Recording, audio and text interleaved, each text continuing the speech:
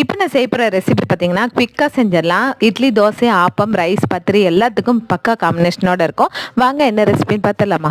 இப்போ இந்த ரெசிபிக்கு கடாயில் 2 குழிக்கரண்டி அளவுக்கு ஆயில் சேர்த்துட்டு இதில் ஸ்பைசஸ்லாம் சேர்த்துருக்கேன்.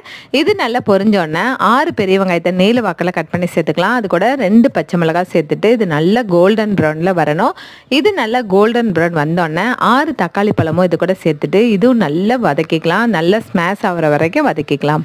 தக்காளி நல்லா மசிஞ்சிருச்சு. இதில் 1 ஸ்பூன் அளவுக்கு இஞ்சி பூண்டு பேஸ்ட் சேர்த்துக்கலாம். கறி மசாலா 1 ஸ்பூன், 1 ஸ்பூன் மல்லித்தூள், 1 ஸ்பூன் மிளகாத்தூள் சேர்த்துட்டு இது நல்லா மிக்ஸ் பண்ணிவிட்டு இதில் 3/4 கப் அளவுக்கு தண்ணி சேர்த்துட்டு 1/2 ஸ்பூன் மஞ்சத்தூள் சேர்த்து தேவையான அளவுக்கு உப்பு சேர்த்துட்டு இதில் நல்லா தண்ணி க்ளோஸ் பண்ணி எண்ணெய் திரிஞ்சு வரும் பாருங்கள். அந்த டைமில் நம்ம பாயில் பண்ணி ஆல்ரெடி மிளகாத்தூள் போட்டு ஆயிலில் ஃப்ரை பண்ணி வச்சுருக்க எக் இது கூட சேர்த்துட்டு கொத்தமல்லி தலையெல்லாம் தூவிட்டு நல்லா க்ளோஸ் பண்ணிவிட்டு ஒரு 5 நிமிஷத்துக்கு அப்புறம் மிக்ஸ் பண்ணிவிட்டு சாப்பாட்டில் போட்டு பெரட்டி சாப்பிட்டோம் அப்படின்னா அப்படி இருக்கும். ட்ரை பண்ணி பாருங்கள். வீடியோ பிடிச்சினா மறக்காம லைக் பண்ணுங்கள். Thank you.